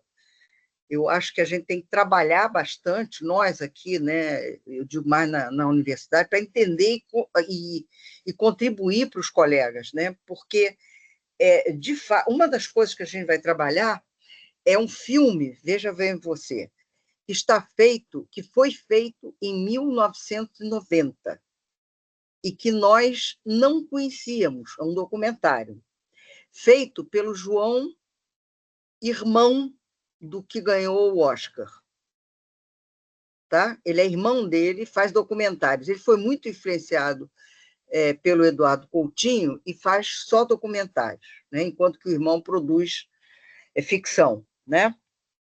Ele fez um filme em 1990 sobre uma comunidade no Rio de Janeiro, que era uma comunidade muito pobre, com muitas dificuldades, aonde um cidadão que era aposentado da Petrobras, foi para lá e fundou uma igreja. E essa igreja organizou esta sociedade, essa comunidade. Eu vou repetir, 1990. E nós ríamos, e eu vou usar entre aspas, desta palhaçada, neste momento. Nós não entendíamos o que estava se passando. A condição de organização social que foi dado por essas igrejas variadíssimas, né? Porque cada canto tem uma, né? E que, obviamente, se empoderaram neste período, porque nós sequer enxergávamos isso. Então, nós vamos trabalhar com isso e, veja bem, com um dossiê de uma revista do Sul, da Unicinos, tá? Em que o título, o dossiê da revista se chama 100 anos de pentecostalismo no Brasil. Você sabia? Eu não sabia. Que eles estão fazendo 100 anos no Brasil. Fizeram, né? Porque é de anos atrás, a revista também. Então, esse tipo de situação é que eu acho que nós temos que trabalhar. E trabalhar, como eu digo sempre no meu grupo, é que nós não temos inimigos. Nós temos pessoas que foram organizadas dentro de pensamentos diferentes do nosso. E que nós temos que trabalhar com isso. Não tem jeito, entendeu? Isso está posto. O que nós vamos trabalhar contra, e eu quero trabalhar contra exatamente o que eu disse a vocês, com relação às mídias, nós temos que conhecer, para poder ver como é que se combate esse tipo de coisa. Então, essas religiões nós temos que conhecer, para ver como é que a gente combate o poder que esses safados, que assumiram poderes, especialmente no legislativo, né? E que também se utilizam disso para assumir governos do executivo, como é que se inverte isso?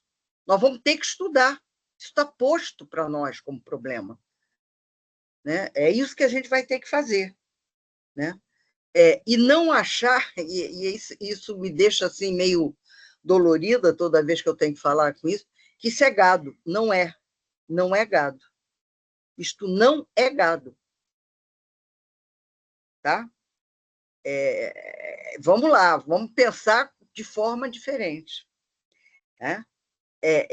Eles também reflexionam. Por exemplo, o meu problema, outro dia nós estávamos falando, ontem mesmo, nós estávamos falando do problema dessas grandes redes mundiais. Né? Eu costumo dizer que eles vão morrer, tá? Zuckerberg vai morrer algum dia, como eu, como você. Todos nós morreremos, entendeu? Vai deixar herdeiro, mas vai morrer. Entendeu? Como também esse outro que dizem que é o presidente dos Estados Unidos ao lado do Trump. Eu não falo o nome dele, por uma questão de convicção pessoal. Né? O dono do X. Tá? Também vai morrer, cara. Esse cara vai morrer. Né? O meu problema não é esse. O meu problema é como é que um grupo imenso de pessoas acreditam no que eles dizem. É este o nosso problema. A questão tem que ser colocada certa. Entendeu? Eles estão fazendo o papel deles, entendeu? São infames. São seres infames e vão continuar infames. Tem dinheiro para burro, mas querem mais dinheiro. Entendeu? A questão minha não é essa. A minha questão é como nós vamos entrar em contato, tudo que isso tem de poder, né? Entrar em contato, né? Com essas pessoas. Porque nós ignoramos essas pessoas durante décadas. Entendeu? Então, é isso. Para mim, isso é uma questão. a ser respondida. Não é um problema, no sentido que a gente usa problema. É uma questão para ser pensada coletivamente. Eu não vou resolver isso sozinha. Não tem condição. Ninguém tem condição de resolver essa questão sozinha, né? Mas quer dizer, não são todas essas pessoas que foram apresentadas como ridículas, porque a gente viu. Eu tenho uma coletânea de ridículos que é uma coisa assim, inacreditável. Por exemplo, aquela gente reunida em volta de um pneu, rezando, aquilo ali, para mim, é uma maluquice. Aquele moço que se botou na frente de um caminhão para parar o caminhão, aquilo é também uma maluquice. Uma outra que quer atravessar para parar a movimentação de automóvel, como não para, ela se bota na rua, se joga na calçada e bota a bunda dela, desculpe a palavra, mas eu tenho que usar, porque foi o que aconteceu, para a rua, entende? Tudo isso é indivíduo. Esses indivíduos não me preocupam, não são... O que eu quero entender é esses coletivos que pensam juntos, né? E que aceitam determinadas ideias tão doidas, entende? E eles existiram se organizando durante anos, quando a maioria de nós, eu usei a palavra ridicularizava, mas não é bem a palavra, ignorava, não tinha importância aquilo, sabe, não tem importância, né? E a gente sabe que na eleição do Bolsonaro, o candidato era o Moro, o candidato das classes dominantes não era o Bolsonaro, só que ele atravessou que nem um meteoro, e foi eleito por essas pessoas. Entende? Eu quero entender esse processo. Entendeu? Eu não quero só falar em quem vai morrer. Tá? Eu não quero falar no Bolsonaro, que também vai morrer, nos filhos dele também vão morrer, como todos nós. Um dia eles morrem. Entendeu? Como morreram todos os ditadores. Não tem mais nenhum desses ditadores aí, Garrasto Azul. Está tudo morto, Figueiredo, está tudo morto. Entendeu? Não quero mais saber deles. Não, a história tem que saber, gente. A história tem que ser contada, pelo amor de Deus. Não estou dizendo isso, mas é isso. Eu quero entender como é que um coletivo pensa. É isso. Tá, Rogéria? Desculpa a minha veemência, mas é porque isso está me doendo, digamos assim. Eu agradeço muito, porque tem se fortalecido, né? Parece que... muito. Mas... Nilda, eu vou pedir para a Michelle e para a Sônia falarem em seguida, porque daí também você fecha por causa do seu horário. Pode ser Perfeito. assim? Pode. Michelle, depois a Sônia, se puderem condensar. Tá bom. Sem Olá. parecer chato. Olá, professora. É um grande prazer em ter essa conversa. Tudo bem que só piorou as coisas na minha cabeça, mas... tá, né? Eu sou orientanda do professor Rodrigo, eu sou doutoranda, e a minha pesquisa é como que o neoliberalismo se manifesta nos cotidianos escolares da creche, da educação especial da creche. Então, eu vou sair da avaliação, vou sair da formação e vou falar um pouquinho da creche.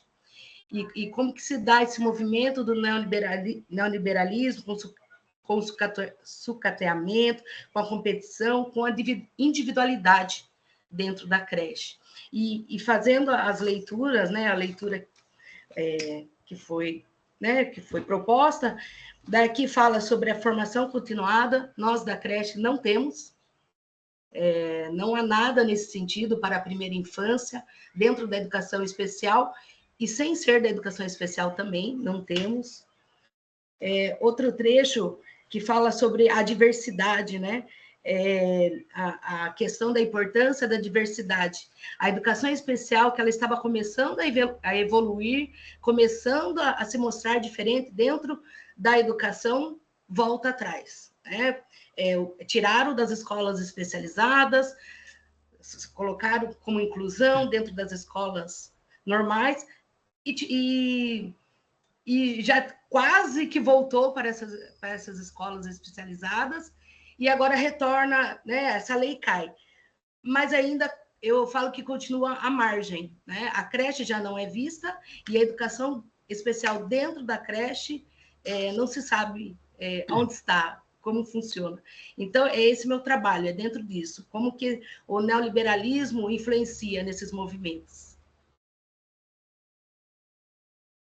Aí eu gostaria de perguntar, desculpa, eu gostaria de perguntar, como sair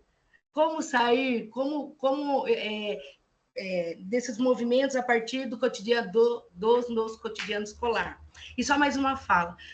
Dentro dessa fala que a senhora estava falando, que você estava falando, Nilda, aqui na cidade de Sorocaba, nós temos um prefeito TikToker, que ele é religioso, sabe? Ele é pentecostal.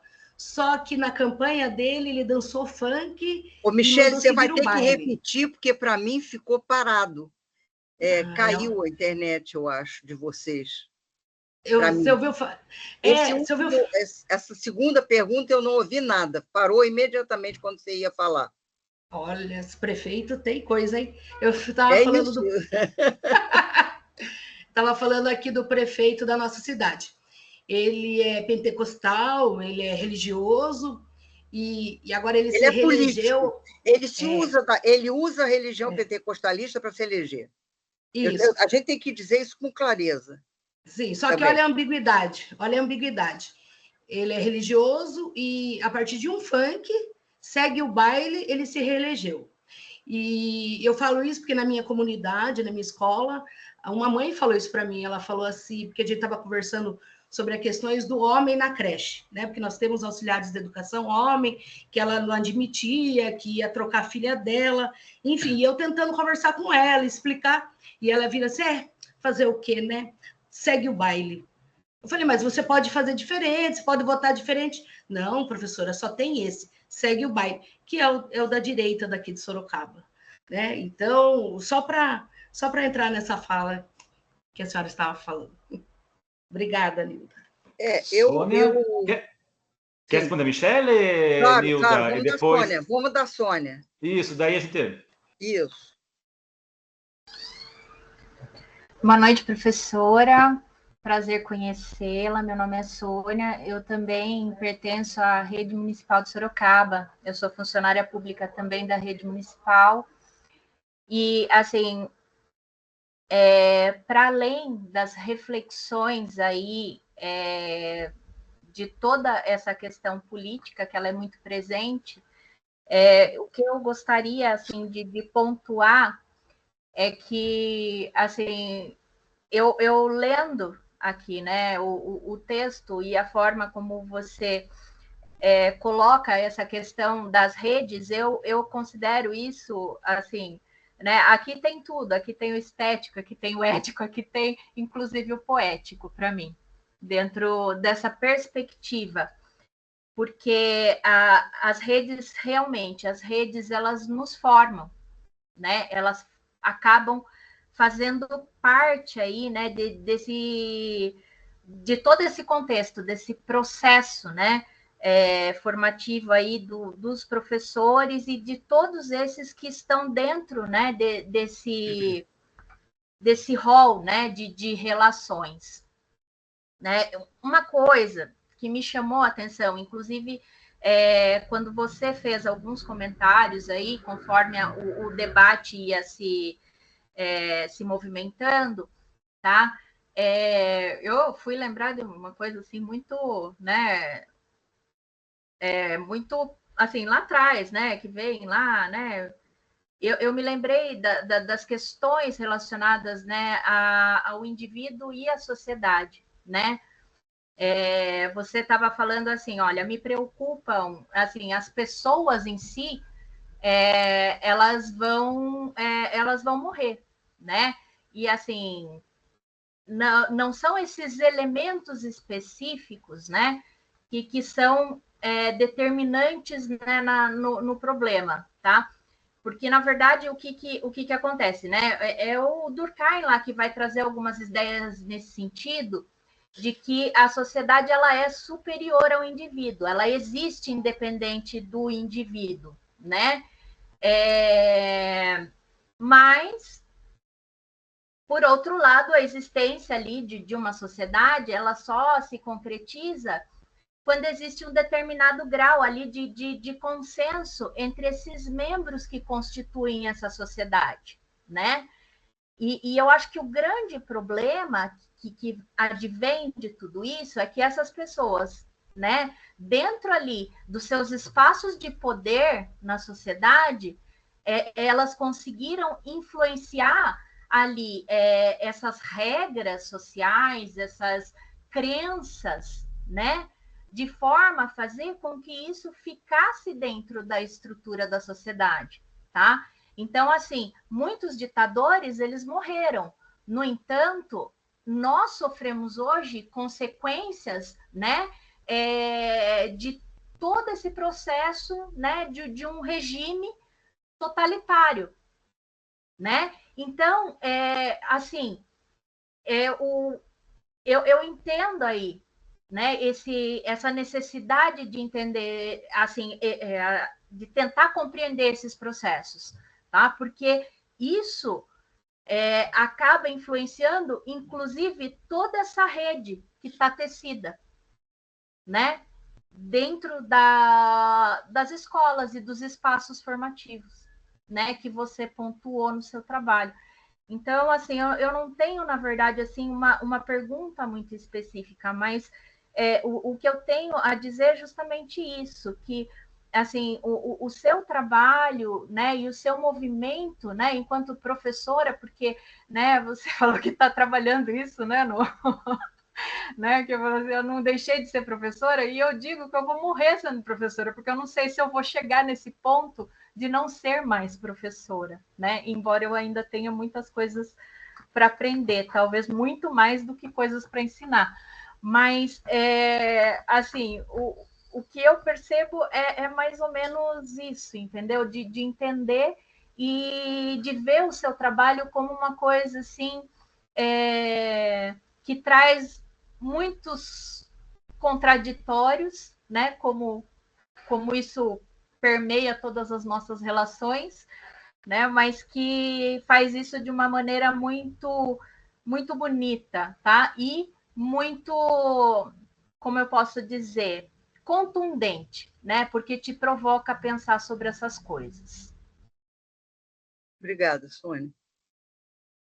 A primeira coisa importante, né, que eu acho, na minha escrita, eu vou contar uma experiência que eu tive na França, viu, Rodrigo?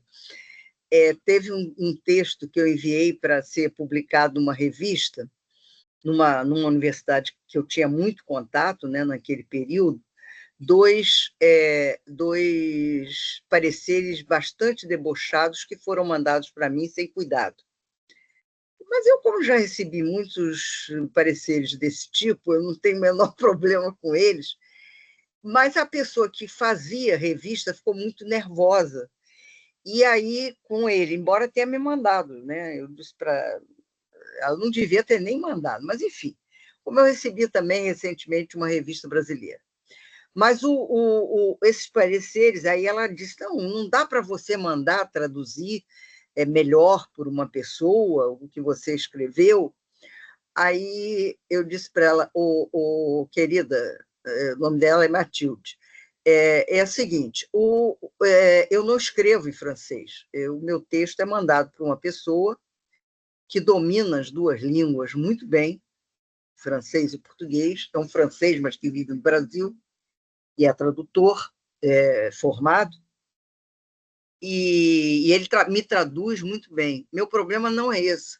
Meu problema é que esses pareceristas, eles não têm condição de ler esse texto, porque eu não escrevo para eles, eu escrevo para os professores, entende? E isso foi uma luta o tempo todo no meu período de trabalho, né? Nesses muitos anos que eu trabalho na pós-graduação, desde 83.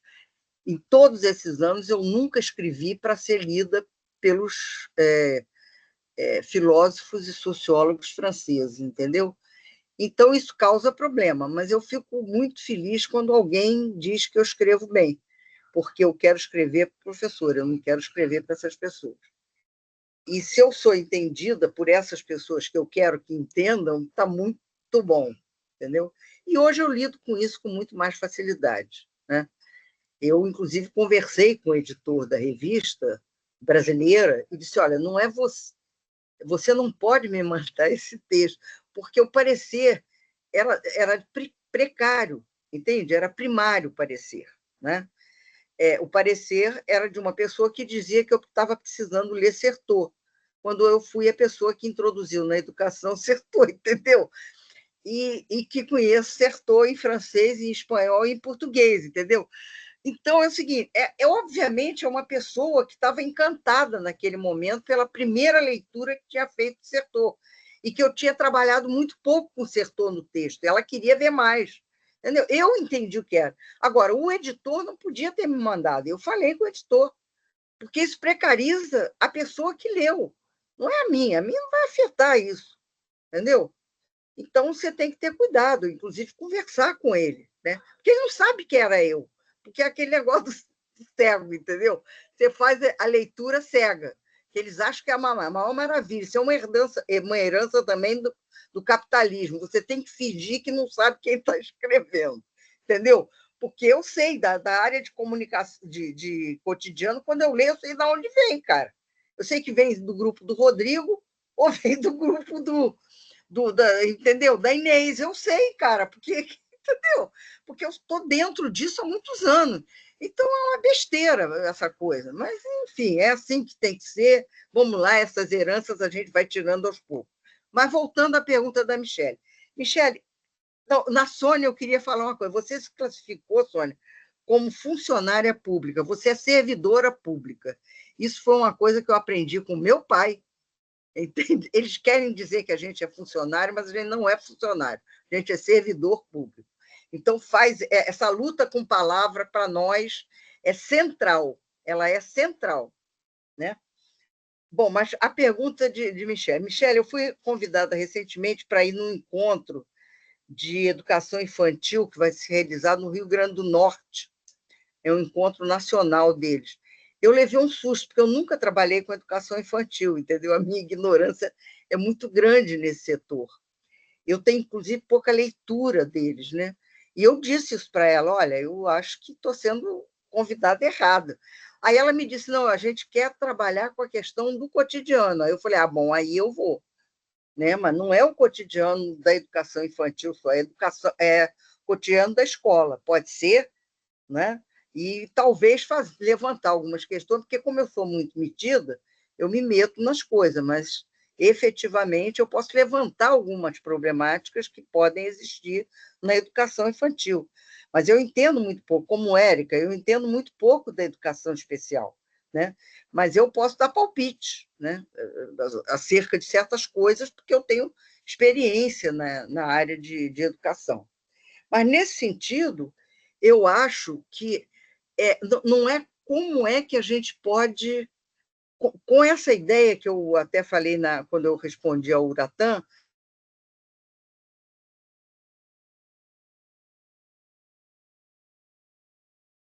você produz um movimento de resistência a uma política neoliberal, você só produz isso, não é dizendo você é feio, você está errado, você produz porque você produz outra coisa, você cria outra coisa. Você pode, às vezes, nem perceber que está criando. Uma das coisas que o Uratã levantou foi a coisa da gente tá sendo tão perseguido que pensa que está fazendo o que o outro está fazendo, mas não está fazendo tudo o que ele manda. Não está. Né? O cotidiano é indomável. Entendeu? Você vai fazer aquilo que eles disseram para você fazer, mas chega num momento que você dá uma torcidinha que vai para outro lugar. Entende? Então, a questão é a gente perceber que a forma que a gente tem de combater as políticas neoliberais são sempre criando outras agendas de ação. Sempre. Não é dizendo que ele... Temos que dizer, temos que analisar os equívocos. Eu tenho que dizer que essas pessoas vão morrer, porque eles precisam ouvir isso. Eles acham que são imortais. Viu, Sônia? Eu falo que vão morrer porque eles precisam ouvir isso. Eles precisam saber que eles vão morrer, que não adianta, não tem jeito, eles vão morrer. Entende? Ele não vai ter oportunidade de fugir para a Lua quando ele quiser destruir completamente a Terra. Não vai. Ele vai morrer antes. Entendeu? Então, eles precisam ouvir isso. Eles precisam ouvir que são mortais. É só isso. Eu repito isso com muita insistência por isso. E repito com muita insistência que os nossos governantes de direita querem reduzir os professores aos seus medos, porque eles têm medo da gente. Eles precisam ouvir isso também, que a gente não está enganado, né? Não está enganado. As nojeiras deles se dão porque eles têm medo da gente, né? Então, eu queria dizer que a gente sempre está em movimento de criação. A potência humana é essa. A gente está sempre em criação. Às vezes para o mal, né? Como essas figuras que a gente já disse que vão morrer. Mas também nós, né? Na nossa modesta vivência cotidiana, também a gente está o tempo todo criando. A gente nem percebe às vezes. Mas quando você dá aquela escorregada, ou quando você, em vez de usar meia hora determinada, você usa só 20 minutos, e as outras você deixa aquela baguncinha das crianças acontecerem, aquilo ali é a criação de um outro processo, muito longe do que eles determinaram que você fizesse. E tem que pensar que foi 1/3 do tempo que eles determinaram para a gente trabalhar para eles. É isso. Rodrigo, acho que foi. Nilda, obrigado, tá? A gente vai continuar aqui um pouquinho, porque a gente vai se reunir secretamente para ver se aprova a sua fala, tá? Até onde foi, né? Até onde foi. Mas, grupo, eu vou pedir para vocês esperarem mais um pouquinho aqui, tá? Só para a gente conversar cinco coisinhas, mas antes de 7h30 a gente sai, eu prometo. Nilda, obrigado mais uma vez. Obrigada a vocês, gente. Nós ficamos devendo ainda encontrar, aí, segundo semestre, talvez, para falar dos movimentos necessários. As pesquisas por adiantar aquele outro texto. Eu acho que é fundamental a gente trabalhar um pouquinho também. Perfeito. Tá bom?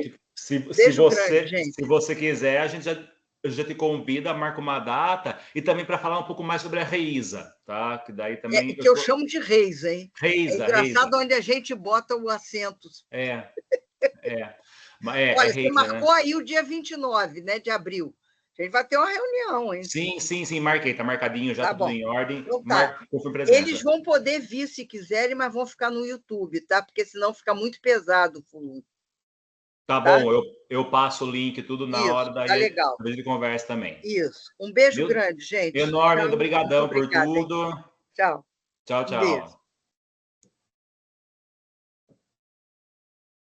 E aí? Podemos continuar essa toada nas próximas semanas? Que linda! Assim, eu vou cortar a gravação, tá? Vou cortar a gravação para nós. Vou dizer tchau para a gravação. Vamos.